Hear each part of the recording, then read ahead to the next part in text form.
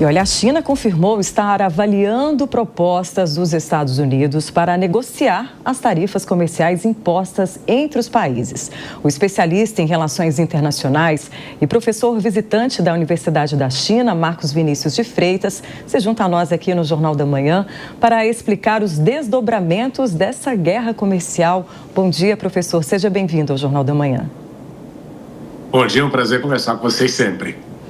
Professor, esse acordo, né? Assim, primeiro os Estados Unidos impôs uma tarifa muito alta para a China devolveu com uma tarifa ainda mais alta. Agora os dois dispostos aí a conversar. O que deve sair aí dessa próxima reunião? O que a gente viu, né, em todo esse processo foi que os chineses, contrariamente àquilo que muitos países fizeram, de alguma forma peitaram aí os Estados Unidos ao afirmar basicamente de que uma tarifa de 145% não é uma tarifa, não é uma tarifa utilizada no sentido de você querer buscar aí uma relação comercial, mas nada mais é do que efetivamente um embargo à China, um embargo econômico à China. E os chineses entenderam que não é isso que deveria ser feito, não é assim que se faz comércio internacional e também não é dessa forma que funciona toda a estrutura de comércio internacional organizada desde 1945. Então, eles colocaram muito claramente de que voltariam à mesa de negociação se e somente se os Estados Unidos viessem com uma tarifa que fosse economicamente viável, no sentido de fazer com que os norte-americanos entendessem que 145 não é uma tarifa.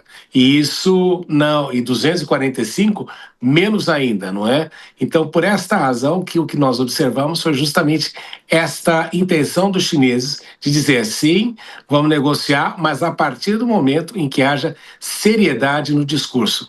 E obviamente que o presidente Trump e o governo americano tentou anunciar várias vezes que estavam aí, que os chineses estavam entrando em contato, e o governo chinês todas as vezes negou isso justamente para dizer que o objetivo deles é somente negociar a partir de um nível de razoabilidade. Professor, bom dia. Nós acompanhamos, inclusive, a matéria do Alex Ruffo, né, mostrando todo o potencial chinês, o senhor conhece muito bem, evidentemente, né? Tem aquela tabela gigante do Trump, vários países ali, mas o centro da questão é justamente a China, evidentemente, isso fica claro. E a capacidade de reação chinesa, o senhor está falando um pouco sobre isso, demonstra que é uma briga, a gente fala de cachorro grande, né? Quer dizer, então, de fato, é o morde-a-sopra e agora, inclusive, o Ministério Chinês garante que os Estados Unidos procuraram, então, para negociação. Então, mais ou menos vai ser assim, né? Aquela postura do Trump negociador, como se ele fosse da iniciativa privada ainda dentro do governo, mas para forçar essa negociação e trazer alguma coisa para os Estados Unidos. Bom dia mais uma vez. Bom dia, é um prazer sempre, Marcelo. Marcelo, então vamos pensar assim, duas coisas importantes, né? Na reportagem do Ruffo, eu achei importante enfatizar essa questão tecnológica que ele aborda tão bem, justamente porque nesse aspecto a China entende que precisa ter liderança, porque a última vez que houve uma grande revolução industrial, os chineses estavam atrasados. Eles não se atualizaram na primeira revolução industrial, justamente porque tinham um problema ali de uma dedicação muito grande a uma atividade que não era industrial, e com isso eles perderam e sofreram todas as consequências de um país que se esperava que fosse o líder na questão da revolução industrial. E é por essa razão que os chineses estão aí, nesse sentido, buscando permanecer à frente do processo de inovação tecnológica, particularmente nesse cenário de quarta revolução industrial. Então, isso é um aspecto grande. Em segundo lugar, o que a gente nota é que os Estados Unidos estão tentando justamente conter a China, porque o país mais industrializado do século passado foram os Estados Unidos, no anterior foi o Reino Unido, e agora é a China. E o que a gente observa é que o país mais industrializado tende a ser aquele que é o principal do sistema comercial e do sistema internacional. Então, os norte-americanos, por medo de perder hegemonia, estão aí criando uma série de entraves no sentido da tecnologia chinesa e no sentido de fazer com que os chineses percam aí a sua relevância no cenário global. E os chineses também dizem uma coisa interessante, viu, Marcelo, que é o seguinte: quando dois elefantes brigam, quem sofre é o solo. Então, o que nós vemos é que o mundo inteiro está sendo afetado justamente por esta briga dos Estados Unidos com a China e pelo fato de que, nesse processo todo, nós podemos criar, e o resultado já começa a ser previsto pelo Fundo Monetário Internacional, uma crise global, uma recessão global, justamente em razão dessas medidas adotadas pelo presidente Trump. Então, é preocupante, mas os chineses não querem alterar esta linha de manter-se à frente no processo tecnológico, manter-se à frente no comércio internacional e, obviamente, fazer com que o presidente Trump entenda que conduzir um país não é conduzir um negócio. E a forma de negociar com países, e principalmente países do tamanho da China, com a sua história civilizacional, é um pouco diferente. Converso muito sobre isso aqui, até antes do Trump, sobre a posição da China e dos Estados Unidos. Alguns analistas entendem que a China já está na frente, já é a grande potência do mundo, excetuando, evidentemente, o poder bélico, né, norte-americano e também o poder político. Durante todo esse tempo, os Estados Unidos fizeram, com vários países, uma ligação muito forte, né? Mas, economicamente e industrialmente, que é o resultado, estaria na frente. E que o Trump, e eu fico com essa ideia, né, de que ele descobriu isso e ele está fazendo um papel importante para tentar conter a China nesse processo inevitável de se tornar a grande potência econômica do mundo. Ele vai conseguir, professor? A impressão que eu tenho é que não, né? Justamente porque você pode dizer, José Maria, que é um pouquinho pouco e tarde nesse processo todo. Mas a gente não pode deixar de levar em consideração que, eventualmente, isso aconteceria, viu, Zé Maria? Porque até 1820, a economia chinesa era a maior economia do mundo.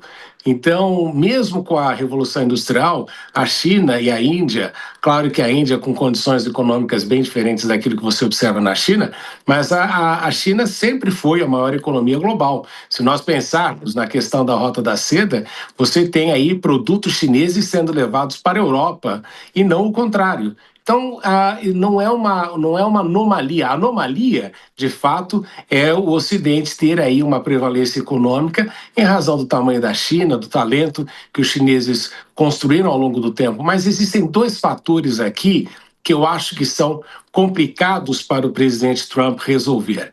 Em primeiro lugar, quando nós olhamos para a questão da infraestrutura que os chineses construíram aí ao longo dos últimos 50 anos, que, como foi abordado anteriormente, não tem aí equiparação globalmente falando. Então, isso dá para a China uma vantagem muito importante nas cadeias globais de distribuição. Em segundo lugar, e aqui a gente não pode deixar de levar em consideração, é a alta produtividade chinesa em razão de um nível educacional que cresce cada vez mais. A China investe sobremaneira na questão educacional e isso começa a ser um problema também para os Estados Unidos, que apesar de ter as melhores universidades do mundo, no processo da educação coletiva, começa a notar que os chineses conseguiram elevar a sua educação a um patamar muito competitivo. E uma grande diferença que existe, não é, Zé Maria, só para levar em consideração também, é que, embora a situação econômica dos Estados Unidos seja ainda muito boa, é um dos poucos países que enfrenta nos últimos anos um problema de diminuição da expectativa de vida. Isso é um sinal péssimo para um país desenvolvido. E no caso chinês, o que nós notamos é justamente o contrário. Então, existem vários fatores e é por essa razão que as medidas do presidente Trump podem aí criar um empecilho temporário, mas a impressão que nós temos é de que é difícil, como Napoleão Bonaparte dizia, né? Depois que o leão levantar, vai ser muito difícil contê-lo e a impressão que a gente tem é nesse sentido. Professor, bom dia. Já são algumas semanas dessa suposta guerra tarifária, né? Muitas narrativas, mas nada muito concreto. Objetivamente, é possível nós respondermos quem está vencendo essa batalha, se nesse momento os Estados Unidos levam vantagem ou se neste momento a China leva vantagem? Se nós observarmos, não é, aquilo que nós temos em relação comercial, a China tem ali uma vantagem justamente porque construiu um relacionamento positivo com mais de 140 países e territórios. E os Estados Unidos, de fato, têm poucas coisas a comercializar com a China. Eu sempre gosto de lembrar que dos 5 itens mais importantes do comércio China e Estados Unidos, em 3 delas o Brasil é concorrente, seja na questão de grãos, petróleo e de gás. Então nós temos aí uma possibilidade que é uma bênção ao mesmo tempo, que nós podemos substituir os Estados Unidos neste processo, mas também podemos ser muito prejudicados porque, como Trump distribui ações assim à torto e à direita, pode ser que respingue algo negativo para o Brasil em razão das medidas adotadas pelo presidente Trump. Mas o que a gente nota neste cenário é de que a China tem uma vantagem muito grande, embora o governo americano tenha dito que quem fornece é o vendedor é o que é o prejudicado numa guerra comercial, justamente porque o comprador pode parar de comprar e dar o calote, mas o que a gente nota é que os chineses tomaram aí uma série de medidas para evitar que houvesse o pior. Uma delas é diminuir paulatinamente o peso comercial dos Estados Unidos nas exportações chinesas. Antigamente a China vendia muito mais para os Estados Unidos, mas paulatinamente os chineses fizeram aí uma redução tanto na sua exposição quanto à compra de títulos dos Estados Unidos, assim como fizeram várias medidas no sentido de permitir um comércio bilateral utilizando não somente os dólares, e aí a gente vê até mesmo o enfraquecimento do dólar neste processo de trocas coletivas. Então, o que nós notamos é que, diferentemente de Pequim, de Washington, Pequim adotou uma série de medidas se preparando para isso. Então, é difícil dizer quem é o vencedor numa guerra comercial, mas o que nós notamos é que, diferentemente daquilo que o presidente Trump fez, os chineses seguiram aquela grande lição de Sun Tzu, que é, antes de você entrar numa guerra, a coisa mais importante é você conhecer bem o seu inimigo. E a impressão que nós temos é que os chineses se movimentaram no sentido de conhecer bem o inimigo e darem aí os passos corretos nesse processo todo. Obrigada, professor Marcos Vinícius de Freitas, pelas suas análises aqui no Jornal da Manhã. Tenha um bom domingo. Muito obrigado para vocês também. Excelente dia.